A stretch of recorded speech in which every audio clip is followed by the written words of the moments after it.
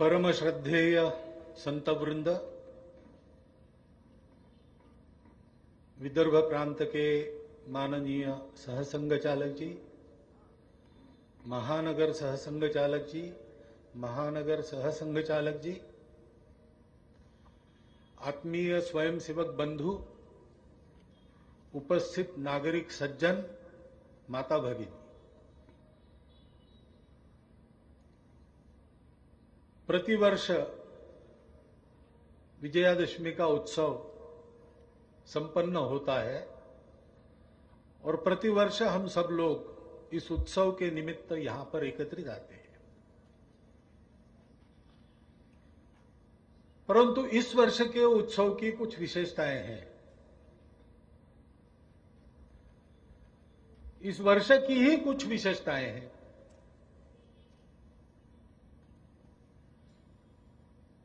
भारतीय संस्कृति को देश विदेश में, विशेषकर दक्षिण पूर्व एशिया में जिन्होंने फैलाया और एक सुसंपन्न साम्राज्य को दीर्घकाल तक चलाया, ऐसे दक्षिण के सम्राट राजराजेंद्र चोल की ये सहस्राब्दी है। 1000 वर्ष उनको हो गए। तमिलनाडु सरकार की ओर से भी इसके कुछ उत्सव हो रहे हैं। इतने प्राचीन भूतकाल में भी याद करने लायक विशेषता जैसी अपने साथ है, वैसे बिल्कुल आधुनिक काल में अभी इस वर्ष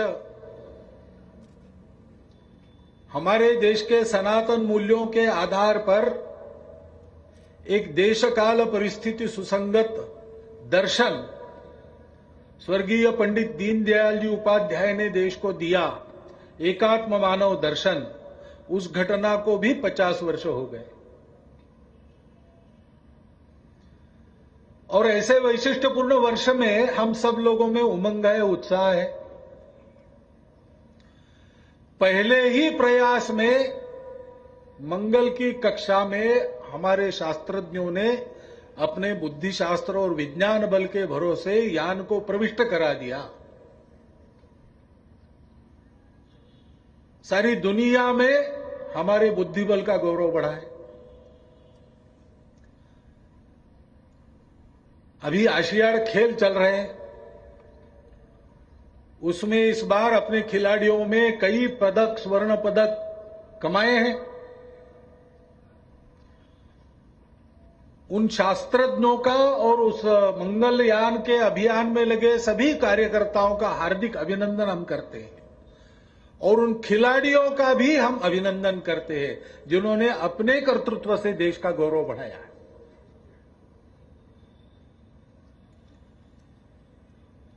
और विशेषता हमारे आज के प्रमुख अतिथि संतवर दादा वासवानी यहां उपस्थित होते तो हमारा भाग्य और खिलता, परंतु आ नहीं सके, डॉक्टर मना कर रहे हैं। लेकिन उनका आशीर्वाद हमको सुनने को मिला।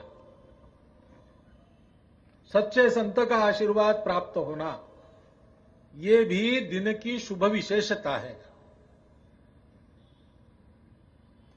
और कुल मिलाकर उत्साह का वातावरण समाज में इसलिए भी है कि अपने मन में कुछ आकांक्षा, अपेक्षा रखकर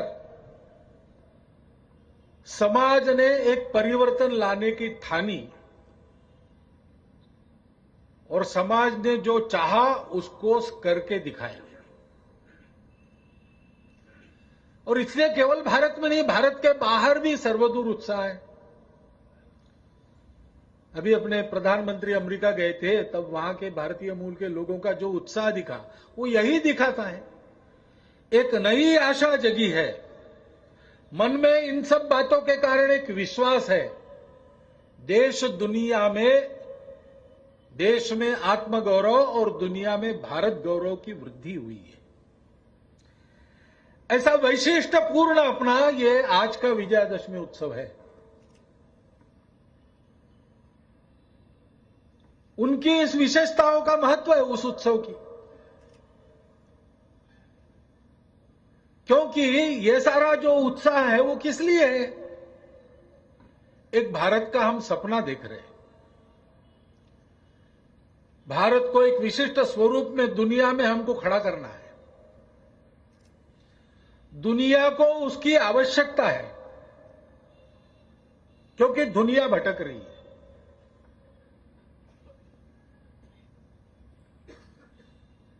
परस्पर प्रेम के साथ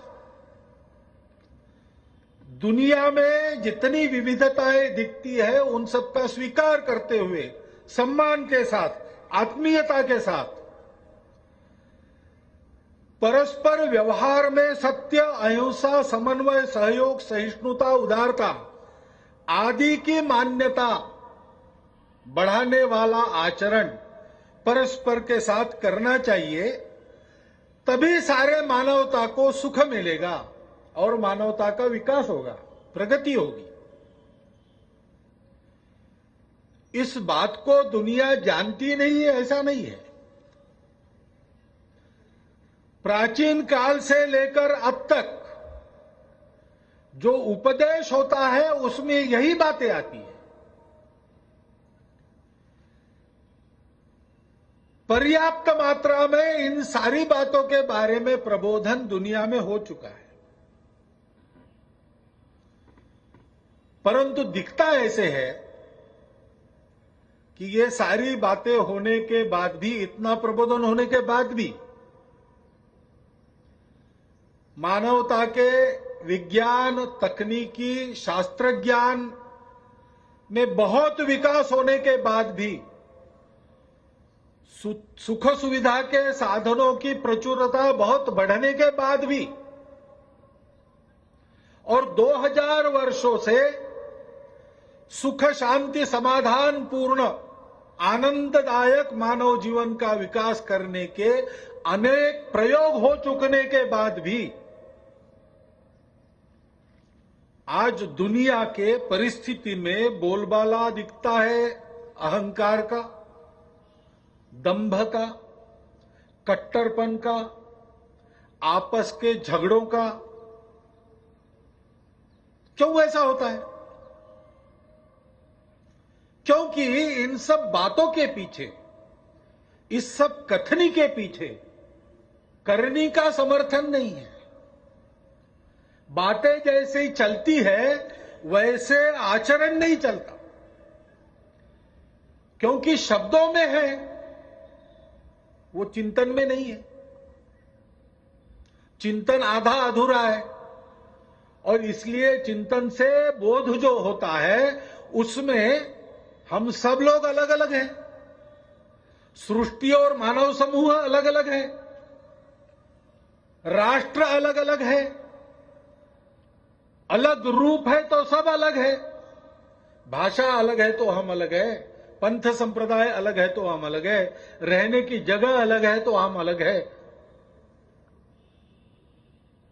मन में इस अलगता का मंडन उस अधूरी दृष्टि के कारण जब होता है तो फिर स्वाभाविक है कि आदमी अपने हित की सोचता है, दूसरों के हित की नहीं सोचता, क्योंकि वो अलग है, मेरा कोई संबंध नहीं। मेरा उनका संबंध बताने वाला जो तत्व है वो मेरे पास नहीं है, मेरी दृष्टि अधूरी है, खंडित है, मैं खंडित विचार करता हूं, सबको अलग अलग देखकर विचार करता हूं, और इसलिए सबको अपना मानने वाला आचरण मैं नहीं करता हूं। सब भीड़ में मेरा अपना स्वार्थ सुरक्षित रहे, ये मन में मैं रखता हूं, और इसलिए चिंतन में कुछ है, मन में कुछ है, वचन में कुछ है, कर्म में कुछ है। ऐसी दुरात्माओं की चाल बढ़ती हुई सारे विश्वों में दिखते हैं। ये सारी अच्छी अच्छी बातें जो बोली जाती है उसके आधार पर कोई काम नहीं करता, अपना स्वार्थ साधने की आड़ में परोपकार की भाषा बोली जाती है, और देखते हैं उसके कारण समस्या होती है। अब पर्यावरण विषय की चर्चा इतने दशकों से चली है। पर्यावरण के बारे में कम से कम प्रत्येक देश के नीतिकारों का और जो बड़े बड़े सुशिक्षित लोग, संपन्न लोग, बड़े बड़े व्यापारी प्रतिष्ठान चलाते हैं, उनका प्रबंधन तो हुआ ही है, वो जानते हैं और बोलते भी है। भाषण में वही बोलेंगे, पर्यावरण को सुरक्षित रखना है, वृक्ष जिंदा रहेंगे तो मनुष्य जिंदा रहेगा, नदियां बहेगी तो जीवन मिलेगा, वगैरह वगैरह बहुत सुंदर पुष्पित पल्लवित भाषा के वाक्य सुनाई देते। परंतु मन में क्या है? मन में स्वार्थ है। और इसलिए पर्यावरण पर इतनी चर्चा करने के बाद भी ऐसे व्यापारी प्रतिष्ठान, बहुराष्ट्रीय कंपनियां, इनकी नीति और सरकारों की नीति में भी दुनिया में कहीं उसका प्रतिबिंब नहीं दिखाई देता। विकास और पर्यावरण का विरोध चल रहा है और पर्यावरण के नष्ट होने की समस्या मुंह बाए और बड़ा अपना मुंह करते हुए हमारी सामने खड़ी है, वो गई नहीं। क्योंकि चिंतन अधूरा है, वो एकांतिक है, मेरी ही सही बाकी सबकी गलत, ऐसा मानने वाला है। जड़वाद पर आधारित है, उपभोग पर आधारित है, सबको अलग मानता है और इसलिए स्वार्थ प्रेरित हो जाता है, संबंधों का ध्यान रखने वाला नहीं होता है। और ऐसी नीतियां जब चलती है तो उसके कारण शोषण होता है, उसके कारण दमन होता है, उसमें से हिंसा पैदा होती है, उसमें से कट्टरता और बढ़ती है, क्योंकि शोषण और दमन की प्रतिक्रिया होती है। प्रतिक्रिया भी वैसी ही कट्टर रहती है। प्रतिक्रिया के बारे में कहते हैं कि वो अपोजिट होती है, लेकिन वो इक्वल भी होती है।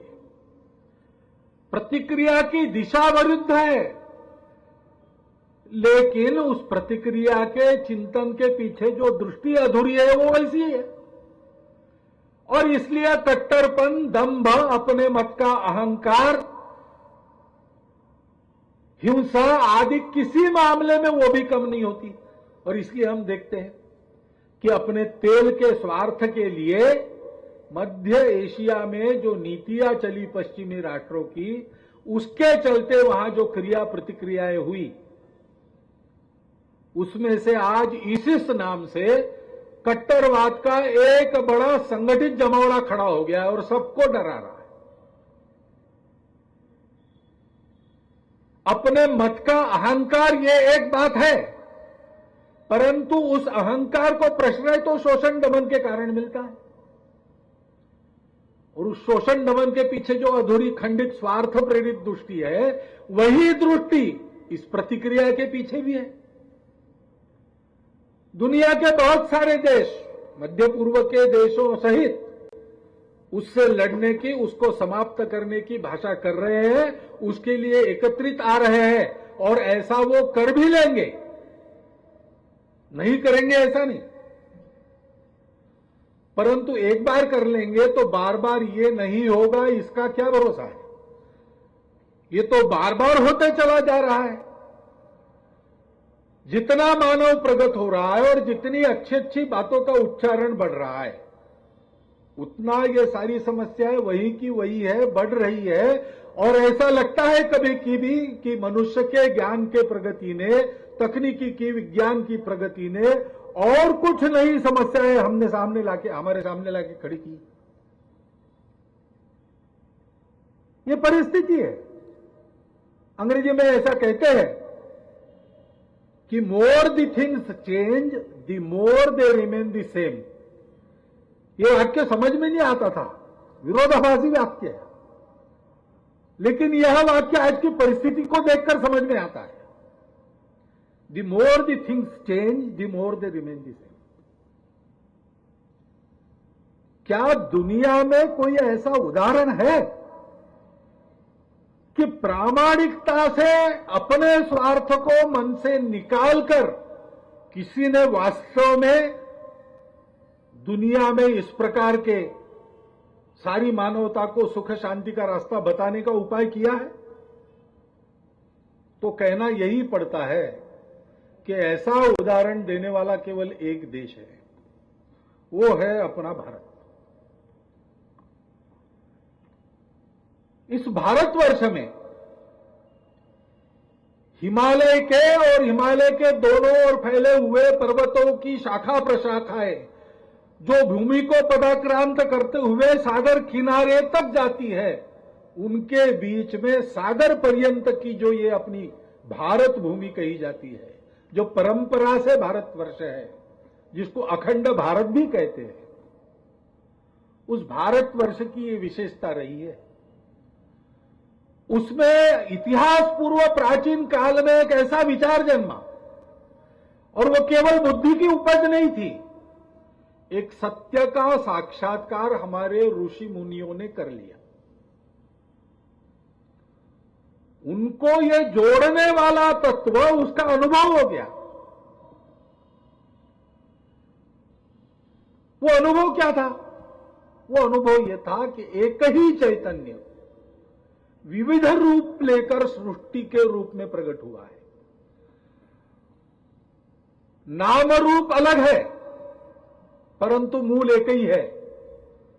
वो एक ही प्रकट हुआ है अनेक के रूप में, और इसलिए आपस में कोई संघर्ष नहीं है। ये जो विविध नाम रूप दिखते हैं, उसका सम्मान करो, उसका स्वीकार करो, सम्मान पूर्वक स्वीकार पूर्वक उनमें से चलकर उनके मूल में, उनके उत्स के रूप में जो एक चैतन्यमय सत्य है, उसका साक्षात्कार करो। सारी विविधताओं का सम्मान है और स्वीकार है।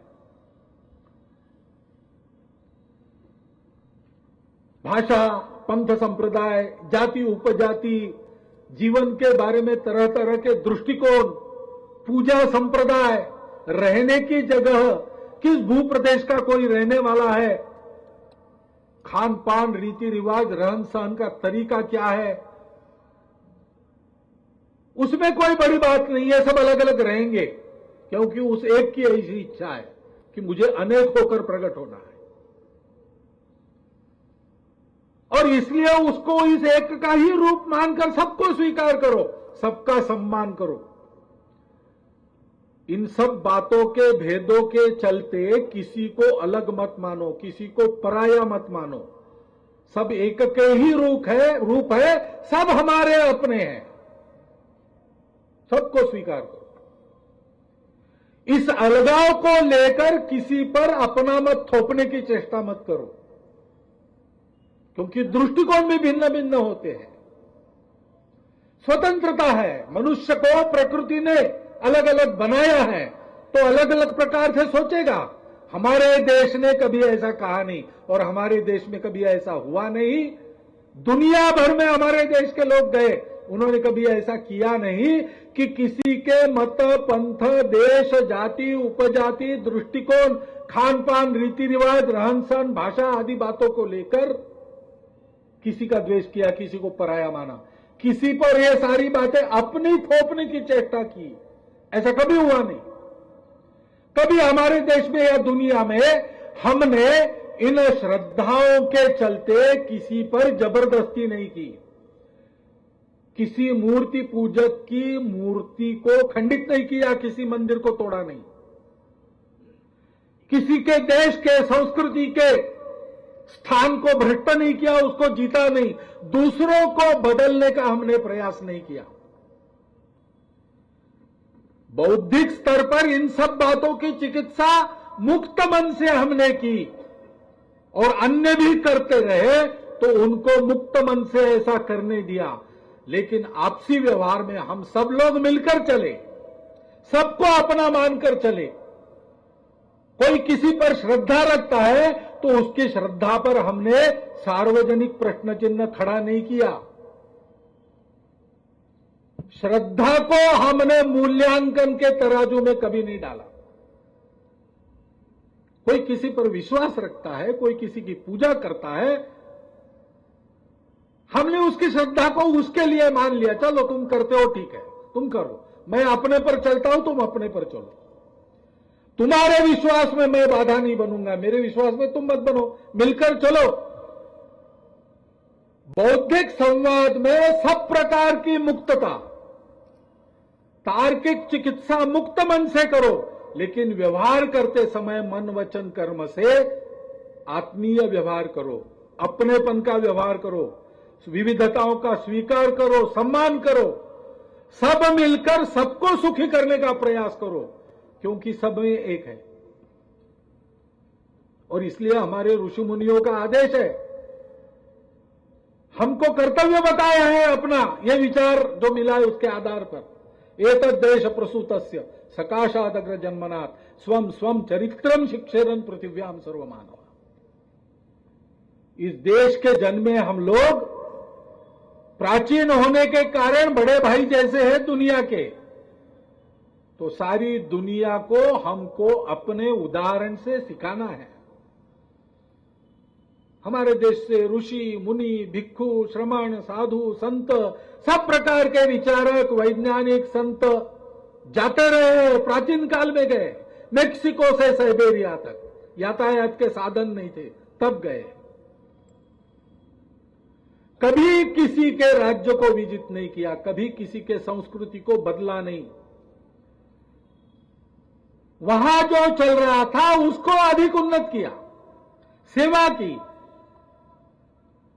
और इसलिए हमारे यहां के कवि कह सकते हैं, मैंने छाती का लहू पिलाकर पाले हैं दुनिया के क्षुधित लाल। यह हमारा इतिहास है और यही हमारा वर्तमान है। विभिन्न कारणों से अपनी आजीविका के लिए भी दुनिया भर में बसे भारतीय मूलों के लोग वहां कैसे रहते हैं, वहां की जनता को, वहां की सरकारों को पूछो। अंग्रेजी में जिससे कहते हैं ट्रैक रिकॉर्ड, भारतीयों का ट्रैक रिकॉर्ड ये है। ये सबका सम्मान करने वाले, सबको स्वीकार करने वाले लोग हैं। ये कट्टर नहीं है, ये दंभी नहीं है, ये अहंकारी नहीं है, ये झगड़ालू नहीं है। सब लोग मिलजुल कर चले, सब लोग सृष्टि के साथ भी मिलजुल कर चले और मिलजुल कर सारा विश्व प्रगति पथ पर आगे बढ़े, ऐसा मान्यता रखने वाले, ऐसा व्यवहार करने वाले ये लोग हैं। ये अभी तक हमारी मान्यता है, केवल भारत का ये उदाहरण है, क्योंकि भारत के पास सबको जोड़ने वाला ये सत्य है। और इसलिए ऐसे भारत को खड़ा करना हमारे सामने विजय का नया क्षितिज है। 1947 के पहले हम कहते हैं कि स्वतंत्र होना, संपूर्ण स्वातंत्र, ये हमारा लक्ष्य है। पूज्य दादाजी ने अभी पूछा है, सच्चे अर्थ में हम स्वतंत्र है क्या? क्योंकि सबके जोड़ने वाली आत्मीयता को उत्पन्न करने वाला उस आत्म तत्व आध्यात्मिकता के आधार पर जानते नहीं, तब तक कोई आदमी सच्ची रूप से स्वतंत्र होता नहीं। और इसलिए उस आध्यात्मिक चिंतन के आधार पर जो सब प्रयोगों की स्वतंत्रता देता है, सब प्रकार के चिंतन को स्वीकार करता है, आत्मीयता सिखाता है, विविधता में एकता देखने को सिखाता है, समन्वय से चलना सिखाता है, उस दर्शन के आधार पर, अपनी विचारधारा के आधार पर, उन प्राचीन शाश्वत मूल्यों के आधार पर आज के अद्ययावत भारत का निर्माण, देश काल परिस्थिति सुसंगत भारत का निर्माण, ऐसा भारत जो सर्वांग सुंदर हो, जो परम वैभव संपन्न हो, जो सब प्रकार से समर्थ हो, निर्भय हो, लेकिन जिसके सामर्थ्य और निर्भयता के साथ उसके मन में करुणा हो, उसके मन में सद्भाव हो, उसका सामर्थ्य दुनिया की सेवा और परोपकार के लिए जुटे। विद्या विवादाय धनम मदाय शक्ति परेशान परपीड़नाय, ये खलों का होता है, दुष्टों का होता है। हमारे सपनों के भारत के पास ये सारे गुण रहेंगे, लेकिन उपयोग क्या करेगा? साधोर विपरीत में तत्, साधुओं की रीति, अच्छे लोगों की रीति उल्टी होती है। ज्ञानाय दानाय च रक्षणाय, ऐसा सामर्थ्य संपन्न भारत हमको चाहिए, जिसकी संपन्नता सुनीति सहित अवतरित होगी, जिसके विकास का पथ सर्वत्र मंगल की सृष्टि करने वाला होगा। भारत के मूल के विश्व भर में बसे हुए लोग वहां इसके अपने सनातन मूल्यों के आधार पर अद्यतन जीवन का उदाहरण सामने रखते हुए और सारे विश्व को इस एकात्मता को, समन्वय को, उदारता को पढ़ाएंगे, ऐसा जीवन रखेंगे, ऐसा भारत उनका पोषण करने वाला। विश्व भर में कोई व्यक्ति है जो इस भूमि से नाता बताता है, इस भूमि के पूर्वजों से नाता जोड़ता है और या अपने आप को इस संस्कृति का विरासतदार मानता है, तो संपूर्ण विश्व में वो निर्भय होकर, सुरक्षित होकर, प्रतिष्ठित होकर रह सके, ऐसा भारत हमको खड़ा करना है। ये हमारे सामने कर्तव्य है। हमने जो परिवर्तन देखा, वो समाज ने परिवर्तन किस लिए किया? समाज के बोलने में जो इच्छाएं, आकांक्षाएं थी, उसके मूल में क्या था? भारतवर्ष के सामान्य व्यक्ति के मन में सुखी, संपन्न, निरामय जीवन की जो कल्पना है, वो इसी जीवन की कल्पना है। ऐसा जीवन प्राप्त कराने की अंतर्मन में इच्छा लेकर तात्कालिक परिस्थिति के संदर्भ में चिंतन करते हुए ये परिवर्तन समाज ने लाया, सोच समझ के लाया। और आनंद की बात है, अभी उस परिवर्तन को 6 महीना पूरा नहीं हुआ, लेकिन जिस प्रकार से अपने अंतर्राष्ट्रीय संचार में, अंतर्राष्ट्रीय नीति के संचालन में, देश की सुरक्षा, देश की अर्थनीति आदि आदि अनेक जीवन के अंगों में वहां जिनको समाज ने पहुंचाया, उनके करने से जो संकेत मिलते हैं वो आशादायक है, वो विश्वास जगाने वाले हैं, वो आनंददायक है।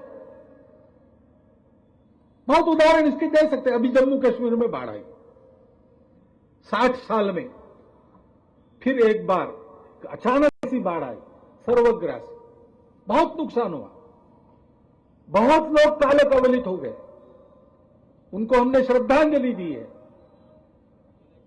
इस बाढ़ से पीड़ित सब लोगों के दुख में हम सहसंवेदी हैं, परंतु ये होते ही नित्य के अनुसार समाज की संवेदना जागी। ऊपर से दिखने वाले हमारे समाज में कितने भेद कलह है, परंतु कोई संकट अगर सबके सामने उपस्थित होता है या समाज के किसी अंग पर, तो समाज अपनी मूल एकात्मता का परिचय देता है, संवेदना से बर्ताव करता है। वैसे ही हुआ, सारा समाज जुड़ गया वहां राहत के लिए और अपने अपने स्थान पर जमा कर रहा है राहत के लिए साधन। संघ के स्वयंसेवक तो करते ही है, उनकी तो कीर्ति है रेडी फॉर सेल्फलेस सर्विस। जिस दिन वो बाढ़ आई उस दिन से काम में जुटे, राहत के लिए लगे। सेना ने अपनी कार्य तत्परता का फिर एक बार परिचय दिया, लेकिन केंद्र शासन तत्परता से उस राहत के लिए दौड़ा, वो बहुत वर्षों के बाद पहली बार देखी।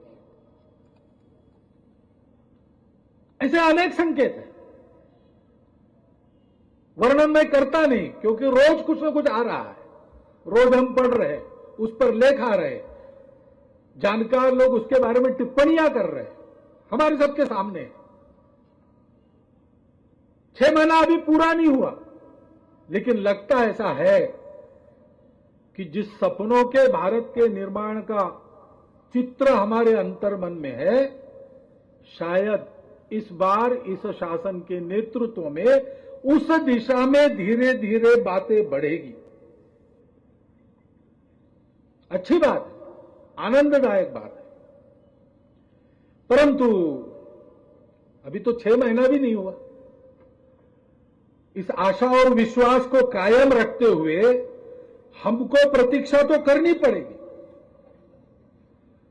समय तो देना पड़ेगा, क्योंकि परिस्थिति ऐसी नहीं है कि किसी के पास कोई जादू की छड़ी हो और छू मंत्र करके सब ठीक कर दे, ऐसे हो नहीं सकता।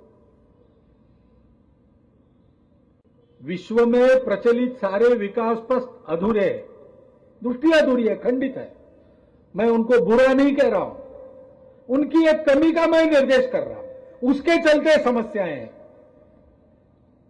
लेकिन हमारा देश भी किस विचार पथ के प्रभाव में चल रहा है? वो तो स्वतंत्रता के बाद आज तक उसी अधूरे चिंतन के प्रभाव में हमारे देश में सारे कार्य चल रहे हैं। विश्व के प्रगत देशों के समाज को देखते हैं तो उनकी एक गुणवत्ता ध्यान में आती है।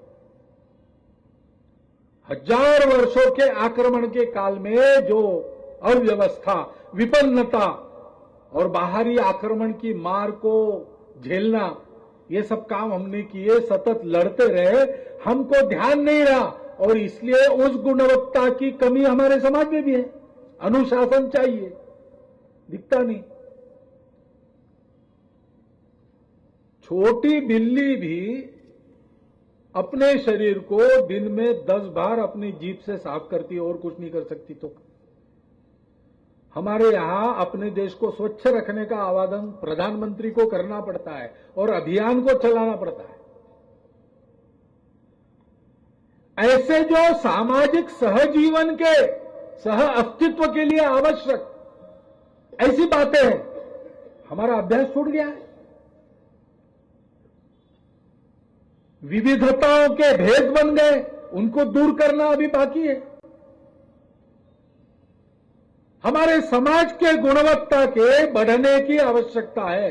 सदियों से उस पर जो क्षरण की मार पड़ी है वो अभी रुकी नहीं, उसको रोकने का काम करना आवश्यक है।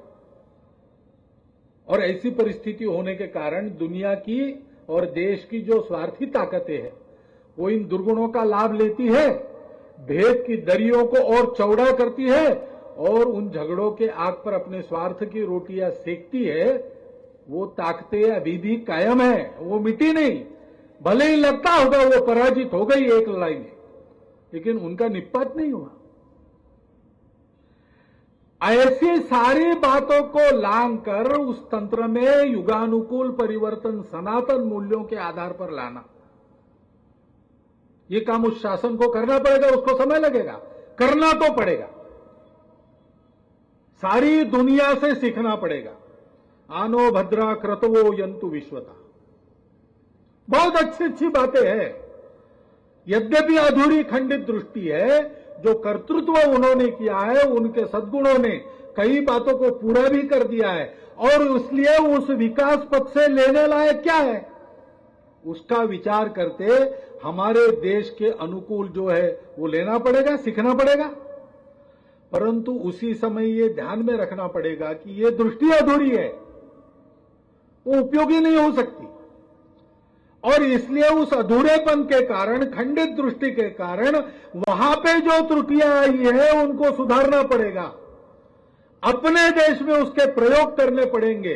अपने सनातन मूल्यों के आधार पर आज की परिस्थिति में चलने लायक ऐसा एक काल सुसंगत उदाहरण तंत्र का, नीति का, विकास का यहां पर शासन प्रशासन को मिलकर करना पड़ेगा।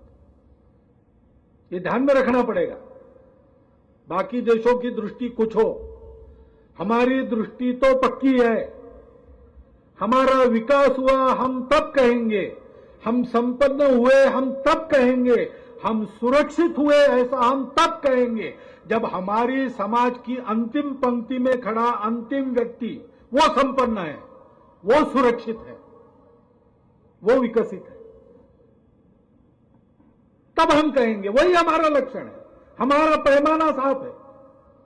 दुनिया करती है, जीडीपी की चर्चा करती है और कई बातों की चर्चा करती है, लेकिन हमारे देश में मानक तो एक ही है। आखिरी पंक्ति का आखिरी आदमी, उसका भला होना चाहिए। उसके लिए क्या रहा है, उसके स्थिति में क्या परिवर्तन आ रहा है। सब देशों से, दुनिया भर से लेना है, लेकिन हमको ये ध्यान में रख के अपने तंत्र को विकसित करना पड़ेगा। उस लेने का भी उपयोग क्या हो, क्योंकि सुरक्षा और संपन्नता ये तभी तक रहते हैं जब तक हम आत्मनिर्भर हैं। अगर हम सब बातें अपनी खुद नहीं कर सकते, परनिर्भर है, परावलंबी है, इंपोर्ट ज्यादा करना पड़ता है, एक्सपोर्ट कम करते हैं, ऐसी कई बातें हैं। आत्मनिर्भरता का पैमाना हमारे सब प्रकार की सुरक्षा, सीमा सुरक्षा से लेकर तो जल अन्न सुरक्षा तक सब बातों में यह आत्मनिर्भरता काम करती है। उधार के पैसे पर संपन्न होने वालों को संपन्न नहीं कहते। जिनका अपना उत्पादन रहता है, जिनका अपनी कुछ बचत रहती है, जिनकी अपनी कुछ स्टेट रहती है, उनको संपन्न कहते हैं। आत्मनिर्भरता ये संपन्नता का भी लक्षण है, यह भी ध्यान में रखना पड़ेगा। ऐसा करते समय हमारे लिए मार्गदर्शन भी है। सौभाग्य से आधुनिक काल में भी स्वामी विवेकानंद, योगी अरविंद, अनेक चिंतक हो गए। स्वामी रामतीर्थ, रविन्द्रनाथ ठाकुर, लोकमान्य तिलक, उनसे लेकर तो महात्मा गांधी, सुभाष बाबू, स्वातंत्र्यवीर सावरकर, डॉक्टर बाबा साहब आंबेडकर, पूज्य विनोबा भावे, संघ के द्वितीय सरसंघ चालक पूजनीय श्री गुरु जी, जयप्रकाश नारायण जी, राम मनोहर लोहिया जी, और अभी जिनके दर्शन का 50वां वर्ष चल रहा है, दीनदयाल उपाध्याय, अनेक लोगों ने अपने देश की अर्थ नीति, सुरक्षा की नीति, परराष्ट्र नीति, सामाजिक नीति, महिलाओं के संबंध में, जात पात, कई बातों में बहुत व्यापक और गहन चिंतन किया है और कई लोगों ने प्रयोग भी किए। हमको दुनिया भर में जो ज्ञान है उससे जो अच्छा है वो स्वीकार करते समय अपने इस चिंतन, अपने इस ज्ञान पर पैर पक्के रखकर चलना पड़ेगा। उसके आधार पर देश में एक काल सुसंगत पथ का निर्माण करना पड़ेगा। परंतु केवल शासन प्रशासन कुछ करे तो सब हो जाएगा ऐसा नहीं है। हमारे में क्षमता है, सारी दुनिया को भारत दे सकता है, क्योंकि पूर्व में एक बार दिया है। विश्व का सर्वोच्च देश हम कई शताब्दियों तक रहे, सारे विश्व को व्यापार दिया है, अर्थ दिया है, ज्ञान दिया है, सब दिया है। विश्व के हम नेतृत्व में थे, ऐसे अनेक साल गुजारे हमने। हमारे खून में है, हमारी क्षमता में है, हम कर सकते हैं। इस स्वाभिमान और विश्वास के साथ उन सनातन मूल्यों के आधार पर एक नई रचना खड़ी करने का काम है। कठिन काम है, अकेले शासन और प्रशासन कर लेंगे ऐसा मानना नहीं। परिवर्तन तो लाया हमने उसी के लिए, लेकिन हमारा काम समाप्त नहीं हुआ, क्योंकि परिस्थिति बहुत जटिल है, बहुत जटिल, संकट भी बहुत है। हम जानते हैं, अपने देश की परिस्थिति भी देखें तो दक्षिण में केरल, तमिलनाडु, वहां जाएंगे, घूमेंगे तो ध्यान में आएगा, पेपर में भी आता ही, जिहादी गतिविधियों में वृद्धि हो गई। संघ के भी कई कार्यकर्ताओं की तमिलनाडु में हत्या हो गई और उसकी जांच, दोषियों को पकड़ना, ठीक से उनका निपटारा करना, इसमें जो गति चाहिए, दृष्टि चाहिए, वो वहां के सरकारों के करने में दिखती नहीं। पुलिस है, बहुत सारी बातें हैं वहां पर, लेकिन उनके होते हुए भी और बार बार सावधान करने के बाद भी इन गतिविधियों की वृद्धि हो रही। पश्चिम बंगाल में, असम में, जो छोटा सा हिस्सा बिहार का भी लगा है बॉर्डर पर, उस सारे इलाके में ये जो अवैध घुसपैठ होती है, घुसपैठिए आते हैं, तस्करी करते हैं, जनसंख्या असंतुलन उत्पन्न करते हैं, कई प्रकार की बातें करते हैं और मतों की आशा में लांगुल चालन की नीति चलती है। वहां राज्य सरकारें हैं, लेकिन राज्य सरकारें उनको अनदेखी उनकी करती है। क्यों? मतों की लालच है, तुष्टीकरण की नीति चलती है। उसके चलते वहां हिंदू समाज का जीवन तो खतरे में आएगा, ऐसी स्थिति उत्पन्न हो ही रही है। सीमा के उस पार भी बांग्लादेश में वहां के अल्पसंख्यक जो हिंदू है, उनकी जैसी हालत है। लगभग वहां तक बातें जाएगी। क्या ऐसा भय, वहां के हिंदू समाज को सता तो रहा ही है, लेकिन इतना ही नहीं, देश के सीमा की सुरक्षा संकट में आ गई है, कानून और व्यवस्था भी संकट में आ गई है। ये स्थितियां हम देख रहे हैं। देश के संपत्ति की लूट हो रही दक्षिण भारत के समुद्र किनारे से, वहां के रीति में थोरियम आता और कई प्रकार के, जिनको अंग्रेजी में रेयर अर्थ्स कैसे, ऐसे बिरला मूल द्रव्य मिलते हैं, उसके लिए उस रेती की तस्करी होती है। वर्षों से चल रहा है, थम नहीं रहा है। उस पर कोई उपाय योजना होती हुई दिखाई देती नहीं, क्योंकि मतों की नीति उन माफियाओं का भी लांगुल चालन करती। ये सब ठीक होने की आवश्यकता है। बहुत से ऐसी बातें हैं जिसको करने की आवश्यकता है, लेकिन ऐसी जटिल परिस्थिति में सरकार और प्रशासन जो अपना काम करेगा, ऐसे संकेत दे रहा है, वो तो करेगा ही, लेकिन समाज का भी कुछ दायित्व बनता है कि नहीं। घुसपैठिए घुसते हैं और यहां आकर घुल मिल जाते हैं। रेशन कार्ड और मतदाता सूची में भी उनका नाम दर्ज होता है, तो उनको मदद किसकी मिलती है? हमारे अपने समाज के लोगों की मिलती है। कभी कभी तो ऐसा दिखता है कि बंगाल, आसाम की उस पर्याप्त जल वाली भूमि में खेती का परिश्रम वाला धंधा लोग छोड़ देकर घुसपैठियों को राशन कार्ड प्राप्त करा देने का धंधा कर रहे हैं, क्योंकि उससे आय ज्यादा होती है। ये लोग कौन है?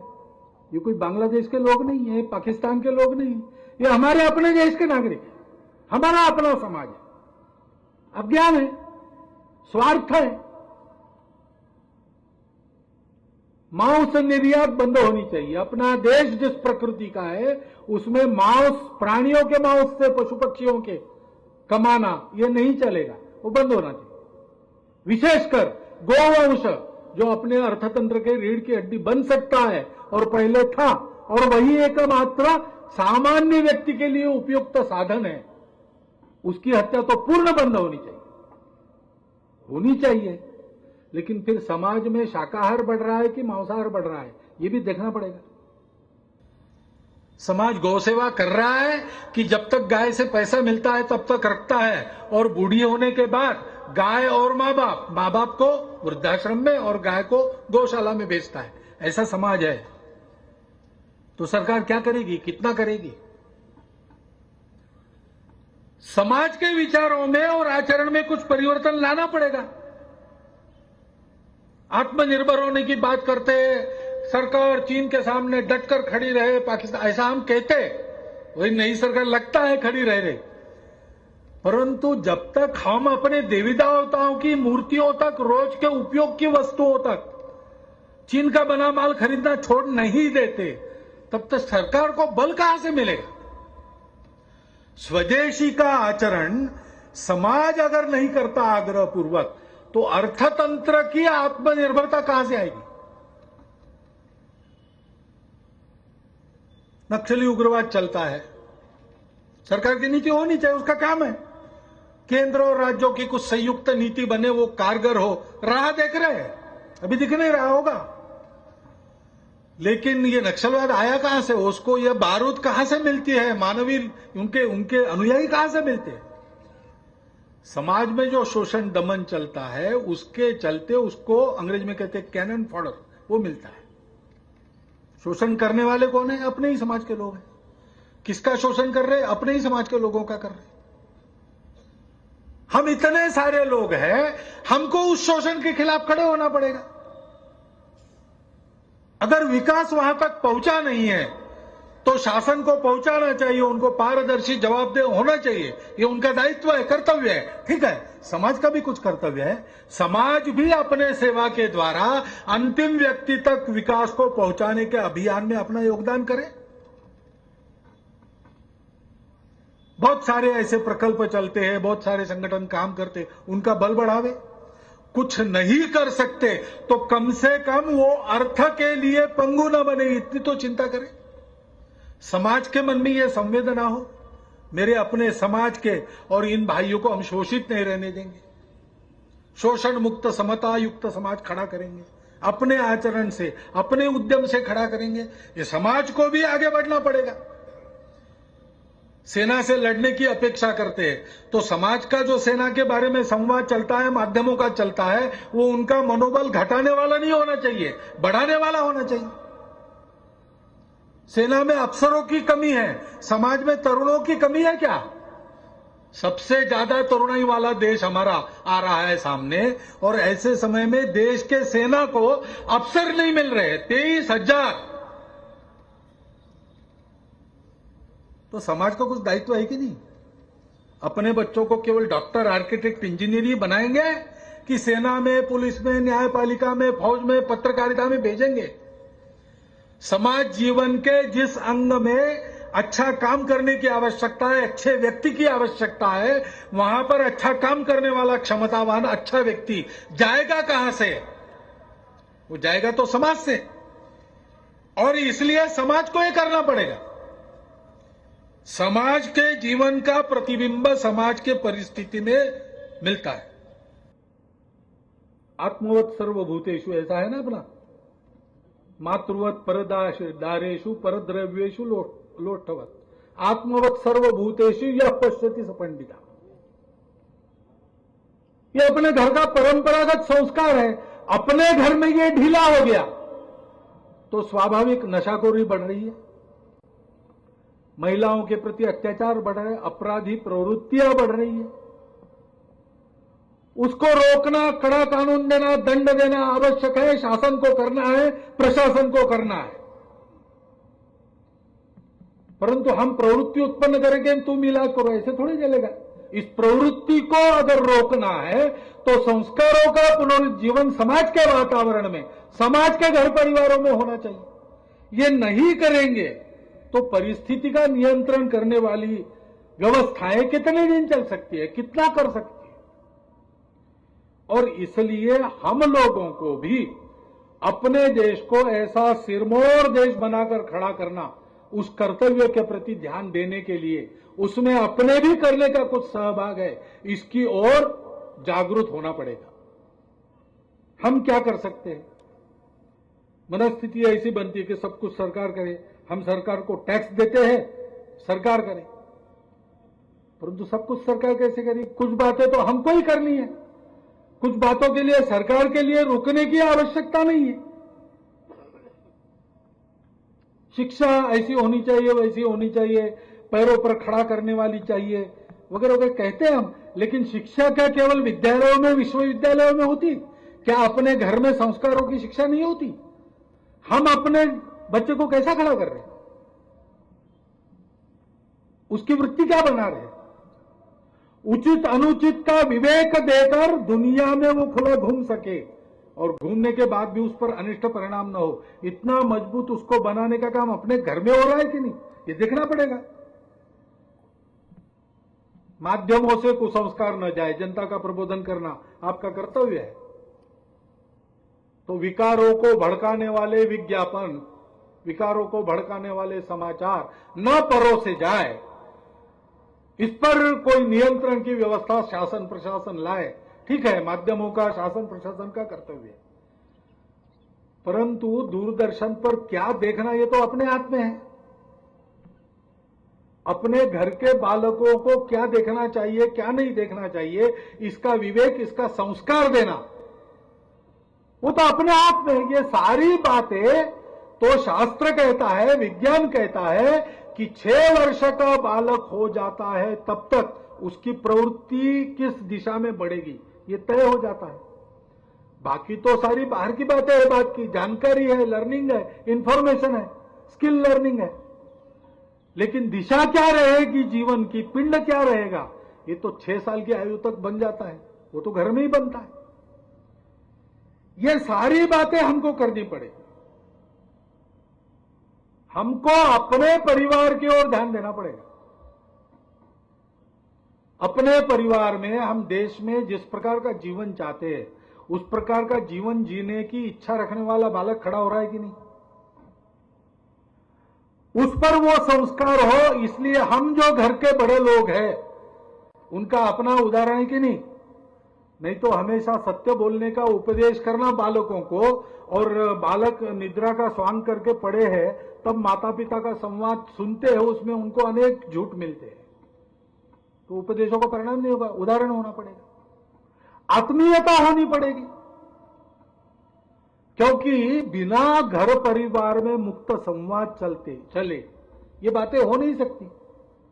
मैंने सुना है कि आजकल समय, बच्चों से बात करने का समय नहीं रहता। ऐसे कैसे समय नहीं रहता? जिस कमाई में यह समय आप लगाते हो, वो कमाई कर किसके लिए हो? क्या कमाई से केवल जीवन चलता है? और इसलिए अपने घर में यह मुक्त संवाद, आत्मीयता का वातावरण, आज की पीढ़ी अनेक प्रकार के प्रश्न पूछती है, वो केवल आज्ञाकारी नहीं है, उनके प्रश्नों का ठीक उत्तर देना, उसको समझाना, उसके लिए संवाद, आत्मीयता, ये सब आवश्यक है। ऐसा संस्कार हमारे घर में होता है क्या? कुटुंब प्रबोधन का काम सरकार के लिए क्यों रखना? अपने घर का काम आज से आप शुरू कर सकते हैं। हफ्ते में एक दिन तय करो घर वालों से बात करके, जो दिन आपके घर में जरा अच्छा माना जाता है, सब लोग सुविधा से एक जगह आ सकते हैं, ऐसा दिन चुनो। उस दिन रात के भोजन के पहले सबने एकत्रित आना, अपने घर में जैसी श्रद्धा है वैसा भजन करना, एकत्रित भोजन करना, और उसके बाद बैठकर गपशप करना। क्रिकेट, सिनेमा और राजनीति, 3 विषयों को गपशप के बाहर रखना, बाकी बातों की चर्चा करना, अपने घर में क्या क्या हो रहा है, कैसा है। हमारे घर में अच्छे चित्र चाहिए, तो चित्र कौन से है? कम से कम अपने घर की चौखट के अंदर हम अपनी भाषा का प्रयोग करते हैं कि नहीं करते हैं? हमारे पूर्वजों की, अपने कुल के पूर्वजों ने क्या क्या अच्छे काम किए, हम जानते हैं क्या? महापुरुषों की कथाएं और छोड़, अपने पूर्वजों में 7 पीढ़ी पहले, 8 पीढ़ी पहले अच्छे काम किए होंगे, दान दिया होगा, कुछ देश के लिए कुछ काम किया होगा, जेल गए होंगे उसके लिए, कुछ तो किया होगा अच्छा काम। कम से कम अपने घर परिवार को गरीबी से ऊपर उठाकर एक संपन्न परिवार बनाया होगा, इतना तो किया ही होगा। क्या उनका चलन अपने घर में बच्चों को हम बता नहीं सकते? अपने देश के स्थिति के बारे में बता नहीं सकते? अपने घर से देश का अभाव दूर करने का काम हो सकता है, क्यों नहीं हो सकता? अपना जितना दायरा है घूमने फिरने का, उसमें अभावग्रस्त लोग नहीं है क्या? बहुत है। उनके अभाव को दूर करने के लिए कौन सा काम हम कर सकते हैं अपनी रुचि क्षमता के अनुसार? बहुत संगठन काम कर रहे हैं। ये विषय ऐसा नहीं है अभाव दूर करने का कि कोई कुछ नहीं कर रहा है, बहुत लोग काम कर रहे हैं। शिक्षा का अभाव, संस्कारों का अभाव, रोजगार का अभाव, विकास का अभाव दूर करने के लिए अनेक संगठन, व्यक्ति, संस्थाएं अनेक प्रकार के काम कर रहे हैं।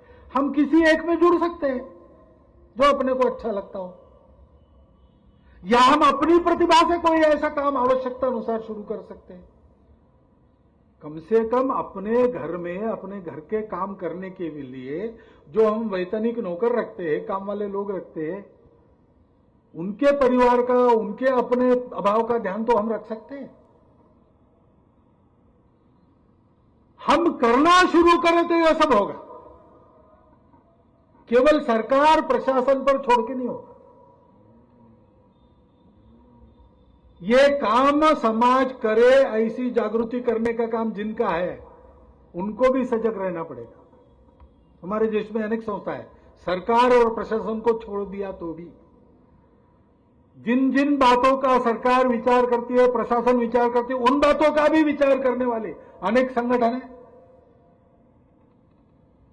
अनेक संस्थाएं हैं, अनेक व्यक्ति भी है व्यक्तिगत कार्य करने वाले। उनका दायित्व समाज प्रबोधन का है। समाज की समस्याओं के परिष्कार में लगे हुए आंदोलन, अभियान करने वाले संगठन हैं, उनका भी दायित्व है समाज प्रबोधन का। शासन, प्रशासन और ऐसे सब व्यक्ति और संगठनों के बीच में एक संवाद की स्थिति आवश्यक है, क्योंकि शासन प्रशासन की नीतियों को समाज का समर्थन खड़ा करने का काम इन्हीं संगठनों के जागृति के माध्यम से होता है। और हम नीतियां तो चल रहे हैं, लेकिन नीचे क्या हो रहा है, अंतिम आदमी तक क्या पहुंच रहा है, इसका प्रतिभाव अगर शासन प्रशासन को चाहिए तो समाज में रहकर काम करने वाले ये व्यक्ति, संस्था, संगठन, उन्हीं का उपयोग होता है। समस्या है, सुनी नहीं जा रही, तब आंदोलन अभियान एक अलग बात है, वो तो चलती रहेगी।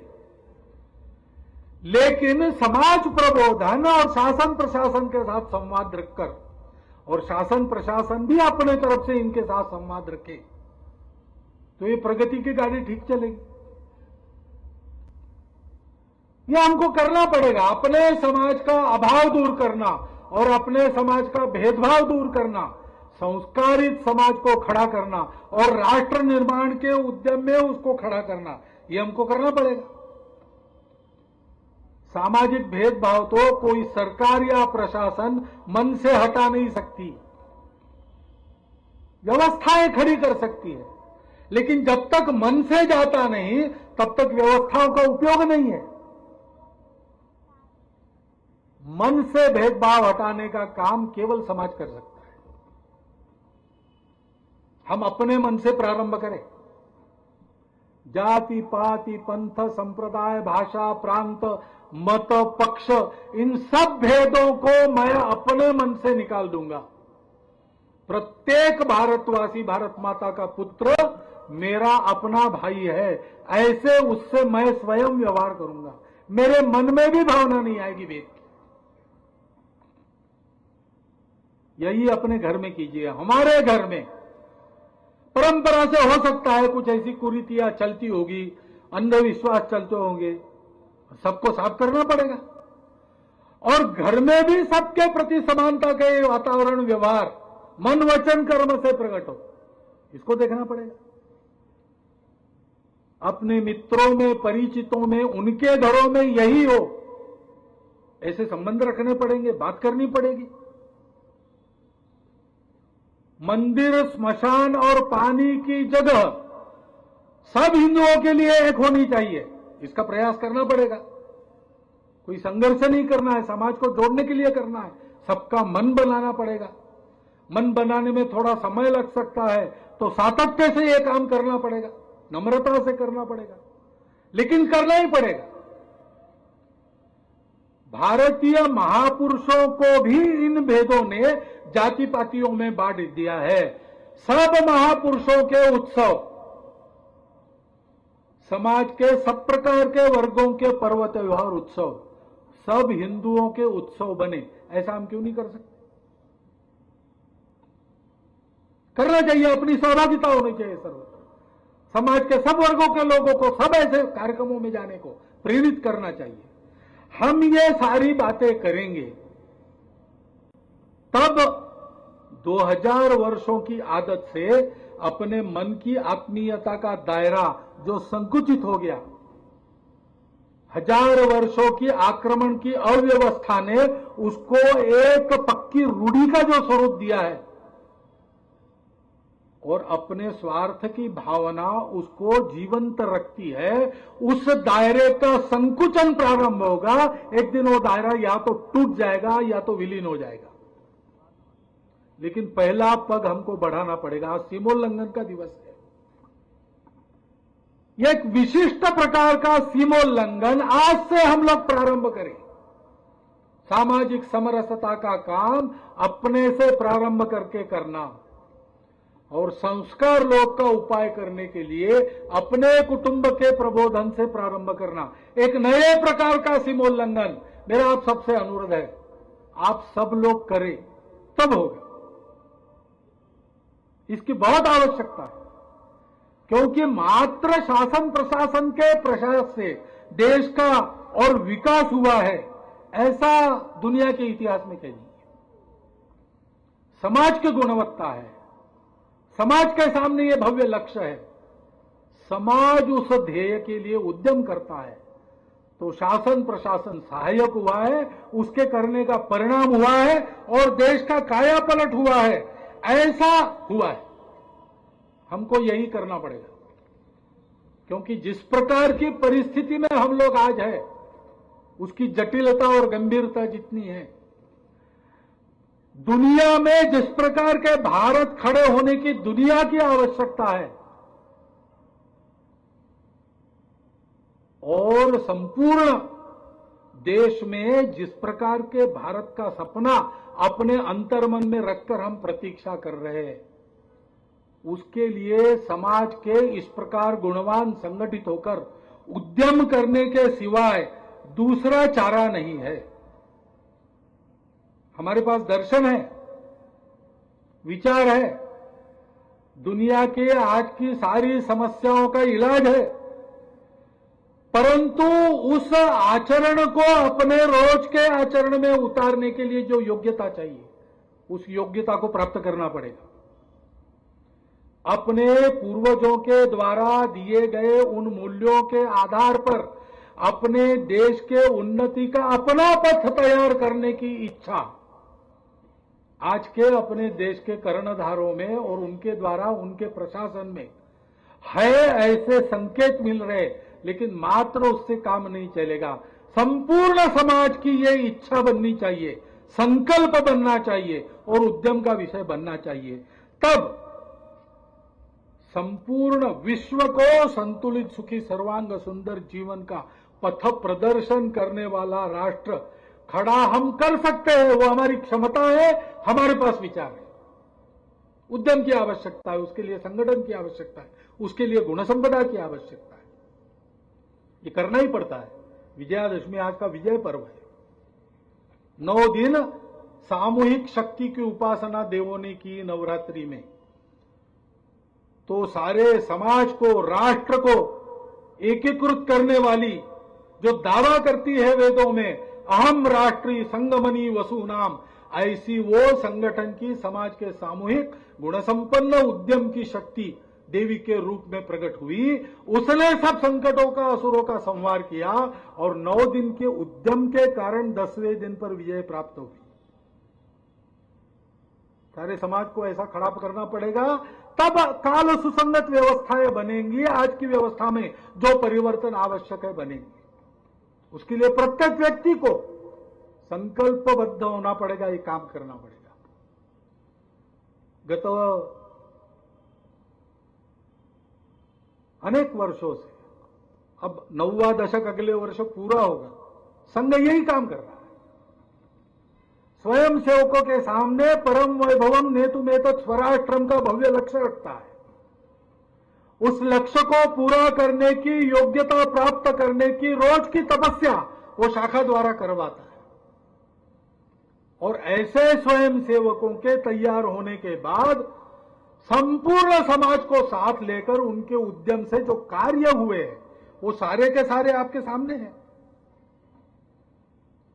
अपने संस्कृति का सर्वसमावेशक जो मूल्य है, जो विविधता में एकता को मानता है, जो सबका स्वीकार करता है, जो किसी को कुछ छोड़ने के लिए नहीं कहता, केवल दुर्गुण और अहंकार और कलह छोड़ने के लिए कहता है। सारी दुनिया को आज उसकी आवश्यकता है। अपने देश की विविधताओं में एकता का सूत्र वही है। वह सर्वसमावेशक, उदार, सर्व कल्याणकारी, ऐसा वह तत्व ही हमारे देश की पहचान है। उसको हिंदुत्व कहते हैं। इस हिंदुत्व के गौरव के आधार पर संपूर्ण समाज को अपने आत्मीयता के बंधन में बांधकर संगठित सूत्र में खड़ा करते हुए, गुण संपन्न बनाकर खड़ा करते हुए देश को परम वैभव संपन्न बनाने का ये अभियान है। और बहुत करना बाकी है। इस देश के गांव-गांव में, गली-गली में, कोने-कोने में संघ कार्य को करने वाली शाखा को पहुंचाना होगा, तभी देश खड़ा होगा। तब हम देश के बारे में, जैसा एक कवि ने कहा है, कह सकेंगे, विश्व का हर देश जब भी दिग्भ्रमित हो लड़खड़ाया, सत्य की पहचान करने इस धरा के पास आया। भूमि यह हर दलित को उद्धारती, हर दलित को पुचकारती, हर पतित को उद्धारती। धन्य देश महान, धन्य हिंदुस्तान। ऐसा हिंदुस्तान अपने उद्यम से खड़ा करना, अपने आंखों से देखे और सारी दुनिया से ये धन्यकार, ये जय जयकार हिंदुस्तान की सुने, इसलिए यह महाअभियान चला है। इस महाअभियान के प्रत्यक्ष सहयोगी बनने का आह्वान करता हुआ इस विजयादशमी के उत्सव पर मेरा ये निवेदन मैं धन्यवाद पूर्वक समाप्त करता हूं।